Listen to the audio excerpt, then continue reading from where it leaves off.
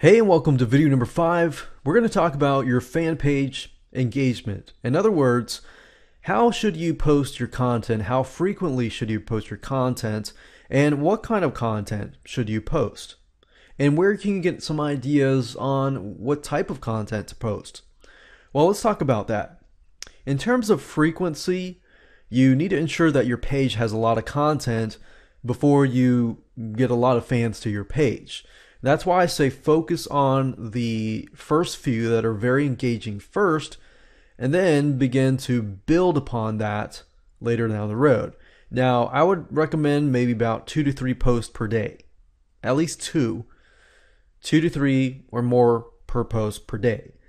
The more posts you have, the more engagement you're likely going to get. Now, keep in mind that not all the posts that you post are going to be viewed by everyone. And you can always use Facebook post boosts. That means you boost a specific post so that just about everybody sees your post. Now, I don't really recommend that until you actually grow your fan base to a larger base. So we're starting small and we're building upon that. Now, in terms of what kind of content you should post, well, if we take a look at the survivalist niche, we can see here that there are very extreme cases. There's really extreme a case on one side that posts a lot of different types of content, and then we have the type of survivalism on like how to open a can without a can opener, or tools of any kind such as this, or how to do homesteading and live independently without the need for the government and for things of that nature. Or if natural disasters happen, what can you do? How can you survive? And things like that. So you want to get an idea of what kind of content you want to focus on. So in this case, let's say I want to create a Facebook fan page specifically focused on helping people survive natural disasters. What can they do? How can they live independently? And so forth. So what I would normally do is I would go through Facebook fan pages as such, find the most engaging posts and post something similar. Now, I don't recommend that you copy them, but do something similar of that nature. Because instead of reinventing the wheel, you have something that is already proven to you that works.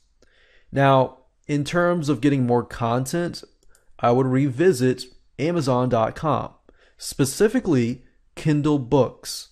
Now, if you take a look at Kindle books, for example, this book here that says Shoestring Survivalism, How to Prepare for Bad Times on a Budget.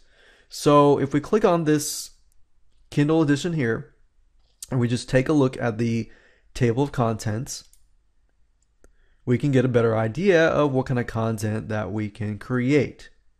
So what I recommend that you do, don't copy this. That's plagiarism. That's not right. But I recommend that you take a look at different books, jot it down, maybe print this here out right here, and then take a look at the other books. Compare apples to apples. Get an idea of these books within the niche. What are they all saying? What are they all not saying? Even read the comments. See if you can find complaints. People might say, well, I like this book, but it didn't necessarily cover this, and this.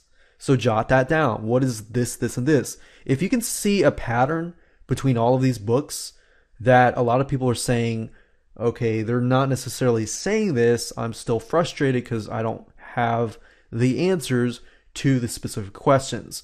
If that's the case, guess what? You could build your own report. You could write up your own report, give it away as a freebie to build your list or to get people to your Facebook fan page.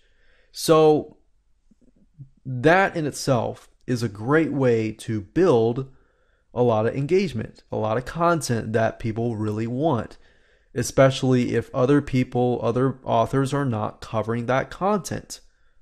So I hope you learned a lot in this specific video. It's really basic, but it's really powerful if you do it right.